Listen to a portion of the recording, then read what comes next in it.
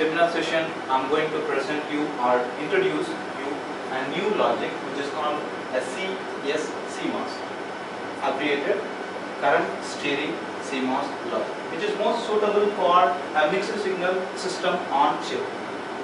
In this session, I'm going to explain you how it is most suitable for it. So the course or the seminar outline, which has been with the introduction of mixed signal system on chips, IC types and definition, followed by CMOS logic, which is one of the most used logic for building and digital circuits on digital ICs, and followed by switching noises, which is generated on CMOS logic. That is one of the most worst demerit of an CMOS logic. So, and it will block the CMOS logic which is supposed not to be used in an analog circuit. We will see on why it is, and followed by a CS logic. CS logic is abbreviated as current steering logic, which is most suitable for mixed signal circuit design. But it has some disadvantages over its advantages. There are some disadvantages, and overcome the disadvantage of current steering logic, we are going for a CS-CMOS logic. A CS-CMOS logic is a combination of CS logic plus CMOS logic added with one more capacitor. And in CS-CMOS logic, I am going to explain how the CS-CMOS logic is built and what are the static characteristics, dynamic characteristics, followed by the current supply spikes, the effect of current supply spikes on CS-CMOS logic.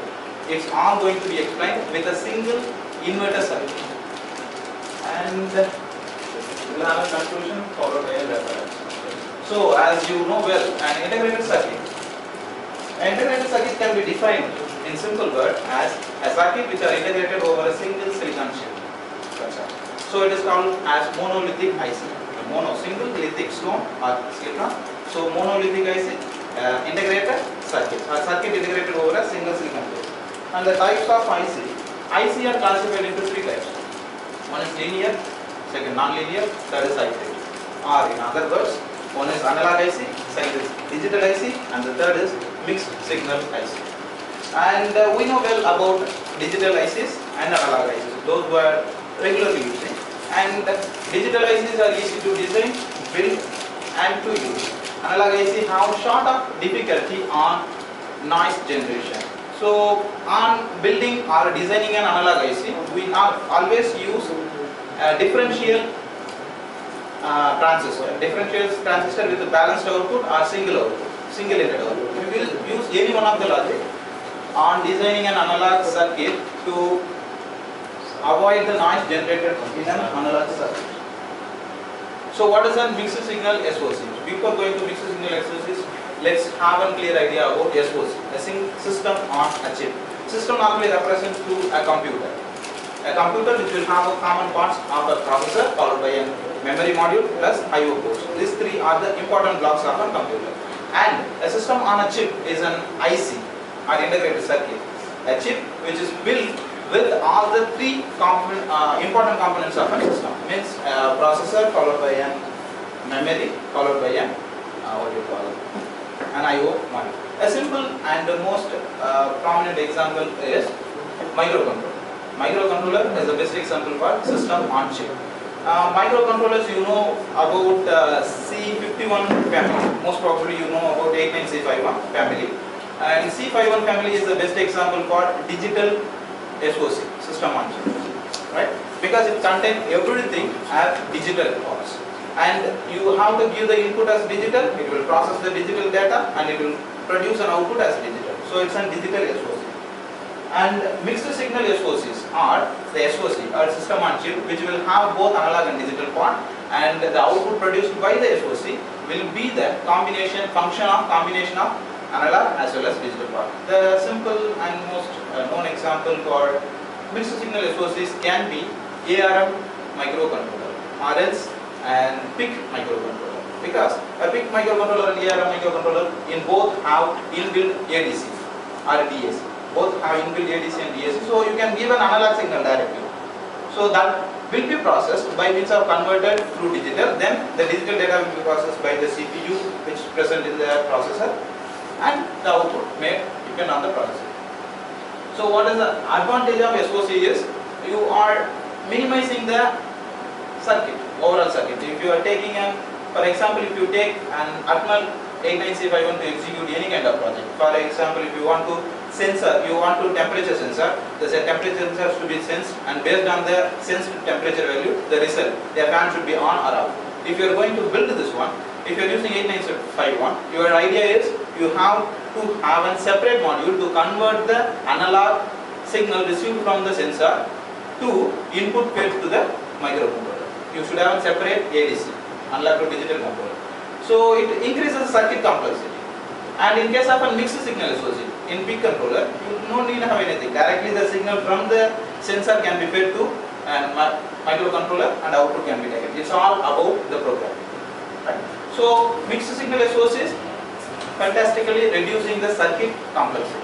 That is the most important advantage of SOC mixed signal. But mixed signal designing a mixed signal is SOC having a very big disadvantage that it's have two parts. I told you it may possess, it should possess analog as well as digital part. And in a digital part, there will be a noise generated on a digital part may be fed to the analog. And you know well analog circuits are more immense to noise. So the noise added to analog circuit may degrade the sensitivity of the circuit or may degrade the performance of the circuit. For example, the ADC circuit, in case of a noise generated in the digital section may add it to analog and which may reduce the dynamic range of the ADC. If dynamic range reduced, its resolution, its sensitivity reduced, means total circuit functioning become a question. We cannot rely on the circuits where the noise generated in the digital added to an analog. This is the most important problem associated with designing a mixed signal SOC. And I told you the examples of mixed signal SOC as PIC controller and ARM controllers. And a simple block diagram of what may be the portions of SOC. And in design logic, normally to design any circuit in an integrated or in a chip, we always prefer CMOS logic. A CMOS logic, which abbreviated as complementary metal oxide semiconductor, right? A transistor, which is possessed two transistors, a complementary of metal oxide semiconductors which are connected in series, and PMOS always connected to power supply, NMOS connected to ground, always. And in this, the input always connected between PMOS and NMOS which are connected in series. So in its operation, always at every state in a static mode, at every condition, either PMOS or NMOS will be on or off.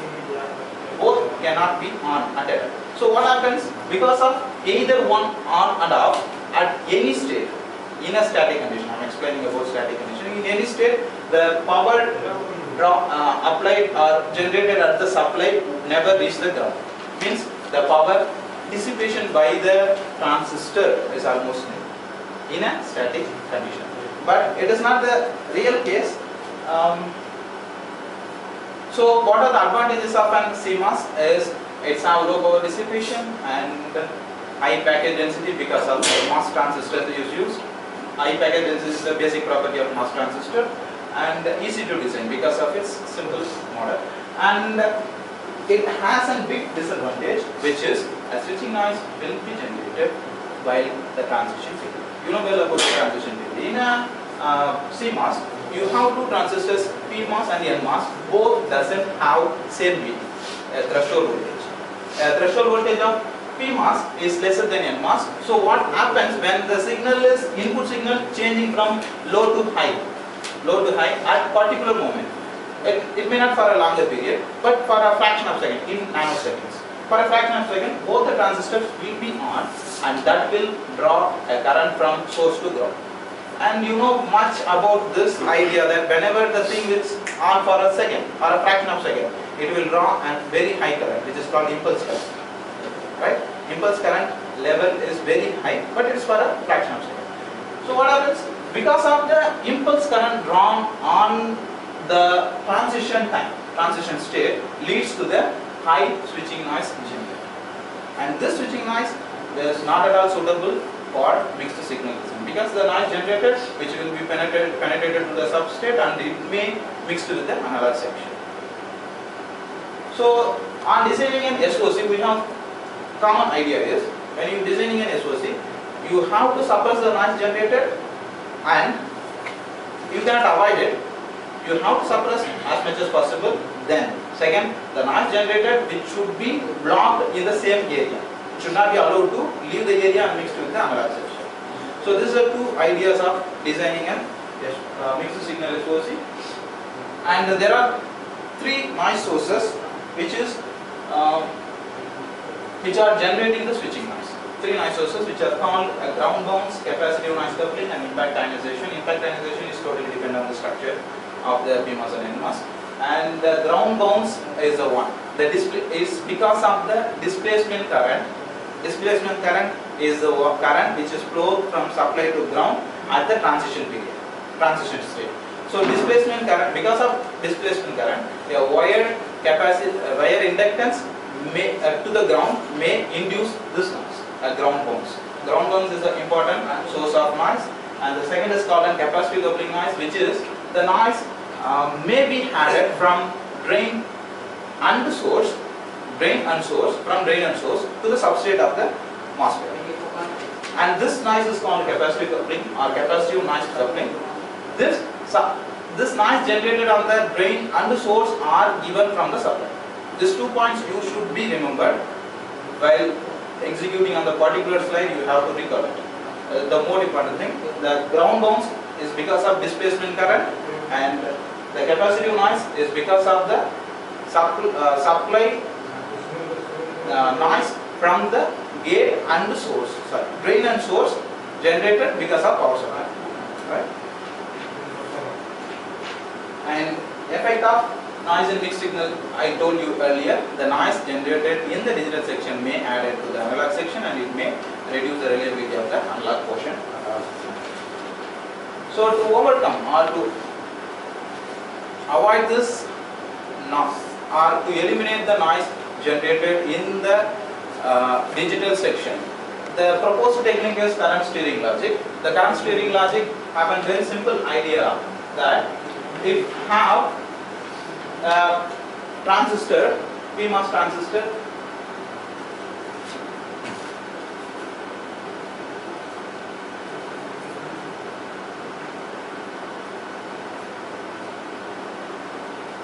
it have a PMOS transistor which used to draw a constant current. I told you earlier, the transitions period, at the transition period, the impulse current may draw from the power supply to ground, right?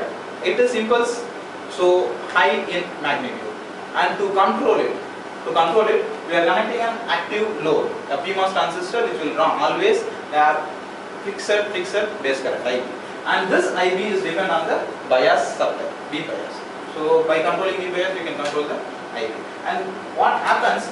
There are two transistors which are connected in parallel. Both are NMOS transistors. Out of these two transistors, the first transistor V has receiving the input voltage and it's generating the corresponding output, inverter output. Whatever the circuit are discussed here, everything are common inverter, right?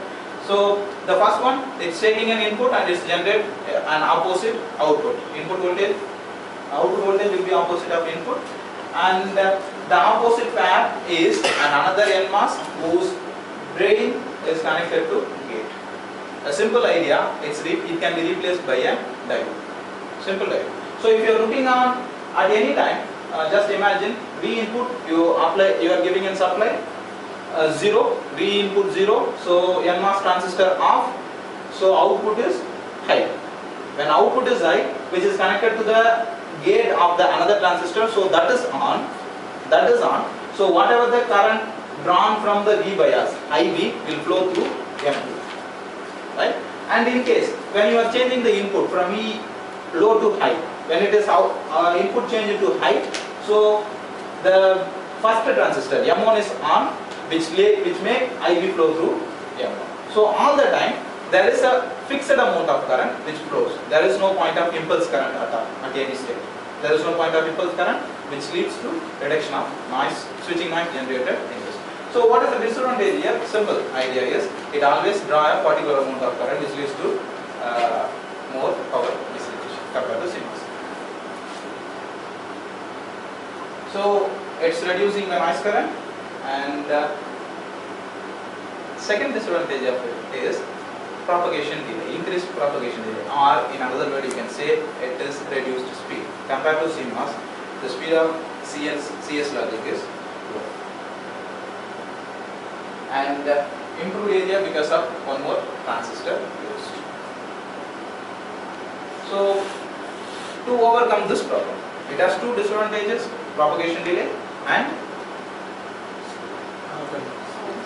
propagation delay is same as speed. Second, power consumption. So to avoid or to overcome these two problems, we supposed that new logic has been developed or introduced, which is called current steering CMOS. Current steering CMOS is a simple idea of using both the logic, current steering logic plus CMOS logic, plus added with a capacitor. A capacitor plays a most important role on its working. We'll see it when an appropriate time comes. So the CS logic, which is made with a CMOS, added with a current steering logic, added with a capacitor, resulting in current steering CMOS logic or current steering CMOS inverter. A current steering CMOS inverter, if you are looking on it, it's have a CMOS area which is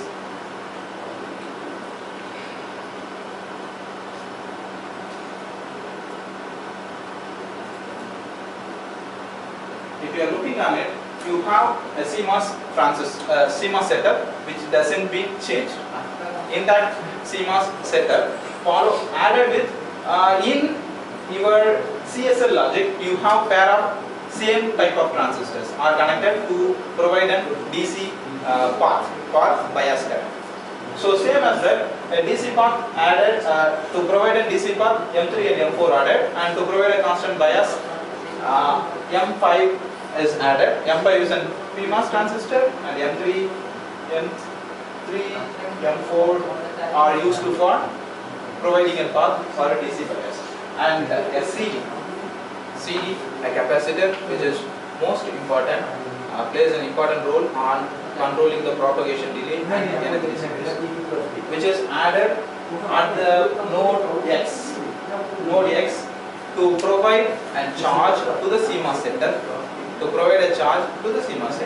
whenever the pull-up action takes place.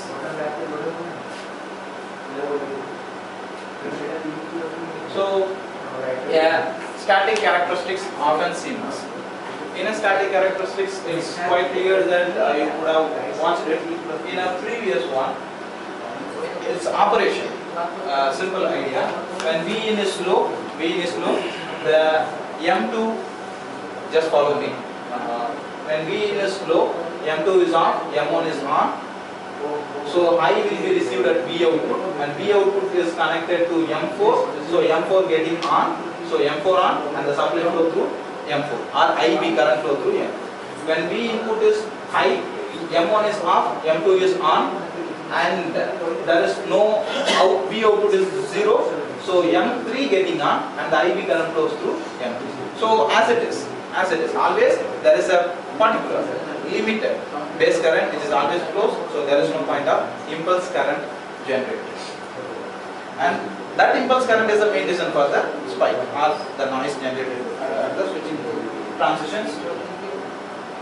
So the static characteristic diagram is give you the same idea of it.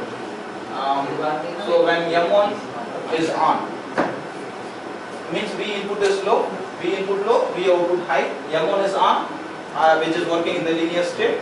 M4 is saturation, etc. You can go through it to have a clear idea.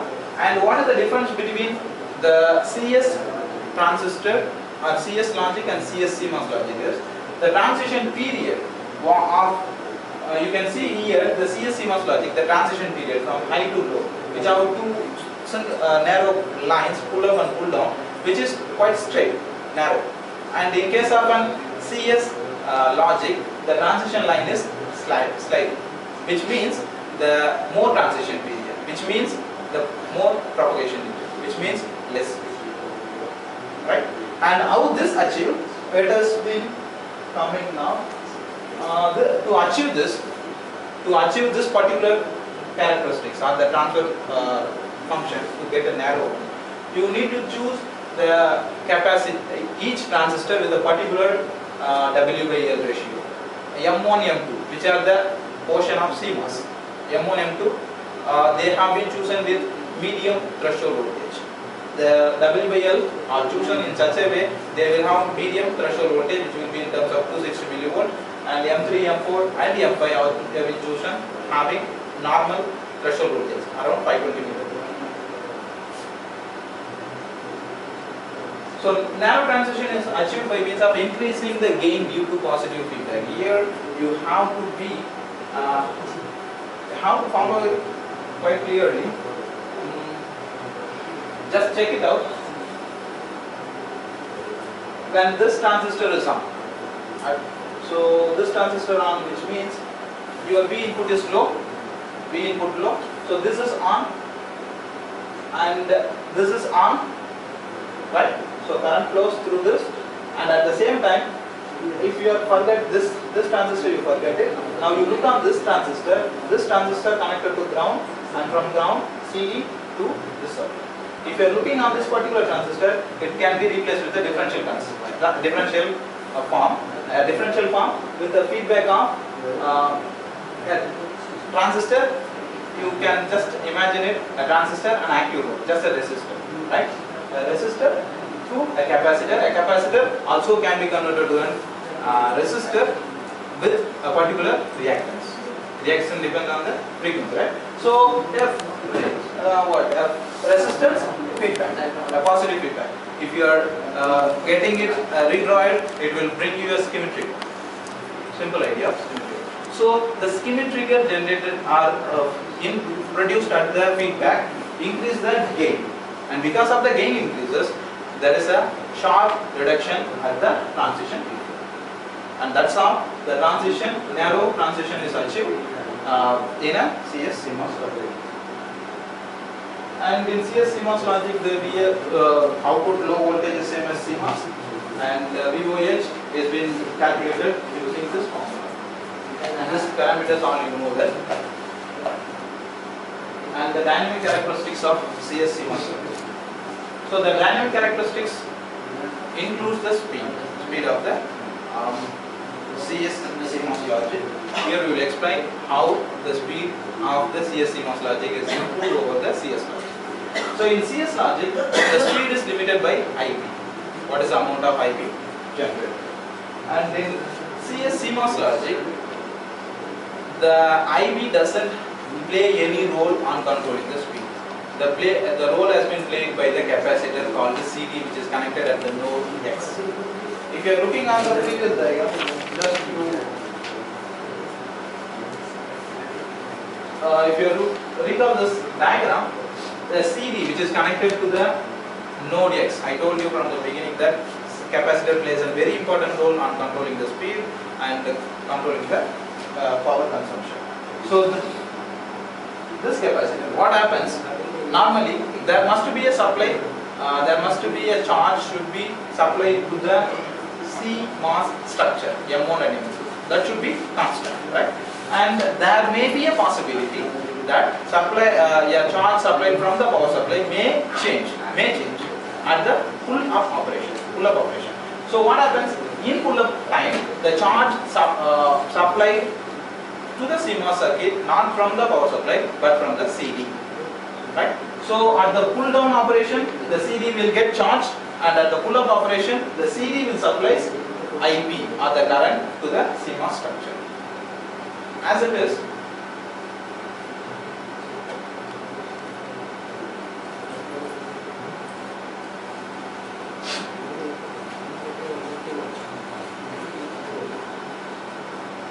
so CD decides the current charge supplied to CMOS, and it is going to be constant value, which never change at any cost.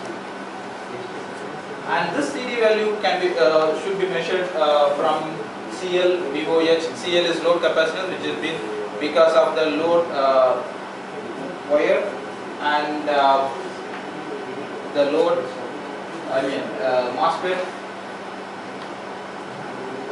capacitance, drain to source capacitance or gate to source capacitance. And the rise time of the same has been measured using these formulas, and this here the simple idea is the TPH and TPL of the CS logic is depend on IP, and in CS CMOS the TPH and TPL are not depend on IP, they are depend on C. And this is the experimental results of the proposed logic, in which if you are taking any points, take a particular point. Just consider a particular point in which for these 2 points, the below one is an CS CMOS logic and the upper one is CSL logic. So the propagation delay of CSL CMOS is 10 times lesser. You can easily compare it. That is 10 to the power 1, this is 10 to the power 0. So it's almost 10 times lesser than CSL logic for the same bias current. And it will follow the same. Idea for overall. And the energy density project, energy delay product of the above circuit can be measured with the VDDIP formula has been given, and the experimental results also been displayed. And by comparing the experimental results, you can come to the same idea that here, if you are comparing it, you will come to the conclusion that it will be 5 times lesser energy compared to CSL. The CMOS CSL will consume 5 times lesser energy. And the figure of merit is another one more important parameter which has been measured by using calculating the area, voltage and noise margins. And again in figure of merit, once again the straight line, dark line or continuous line representing CS CMOS. And if you are comparing CS CMOS with other logics, again the figure of merit is lesser. How much figure of merit is lesser, that much the circuit or the logic is lesser. And the tabulation result of the same experiment has been displayed, and if you are going through it, you have advantage of CS CMOS in everything. EDC 0.12 compared to 2.05 of CS, and 21.01 of FOM compared to 215.96 of CS, but area is more compared to CS logic. Why? Because in CS logic you are using to implement an inverter, you are using 3 transistors, and in an CS CMOS you are using 5 transistors plus a capacitor. And current supply spikes are the reason behind the noise, and the ground bounce, I told you, because of displacement current, ground bounce because of displacement current flowing from supply to ground at the transition stage. And this ground bounce is eliminated just because it is using constant current source. Same as CS, it's using constant current source, so there is no point of ground bounce. And the capacitance noise coupling into the source, it may be the important source of noise in this CS CMOS. And we will see how the CD can control this. So the parasitic capacitance of CS CMOS inverter has been displayed. It is having 2 capacitors. One is M5, the M5 transistors capacitance between source to wall, inner structure, source to wall capacitance, and another one is CD, what we have measured. And this CCS controls the current flow from supply to CMOS, and the CD gives the supply at the pull-up inverter idea can be implemented to all kind of gates or all kind of logic gates which can be filled with the same. So idea is every gate CMOS logic should be surrounded with 3 transistors plus additional capacitor, and it almost produces the same result. And the tabulation gives the idea of different sectors or the logics are being built using CS CMOS logic and the respective delay and power consumption, etc. So overall, if you are looking on this overall operation, the CS CMOS logic, it is consuming more power than CMOS logic. Sure about it, and is taking more area than CMOS logic. That's sure. But it is giving a much better noise compression than CMOS logic, and we are using it where in mixed signal SOC noise compression is the most important parameter. We can pay our area and power for to achieve that particular parameter, noise compression. So noise compression has been achieved by means of CS CMOS logic, and why we are choosing CS CMOS logic over CS logic is the propagation delay, much better speed and less energy consumption than CS logic. So if you are looking on this, the CS CMOS logic as switching noise reduced by the factor of 10 compared to CMOS, right? And also it is reducing the speed. Speed has increased 5 times faster than regular CS logic. So we can say that is, as on today, the CS CMOS logic would be the best logic to design a mixed signal SOCs. And my references for this and questions.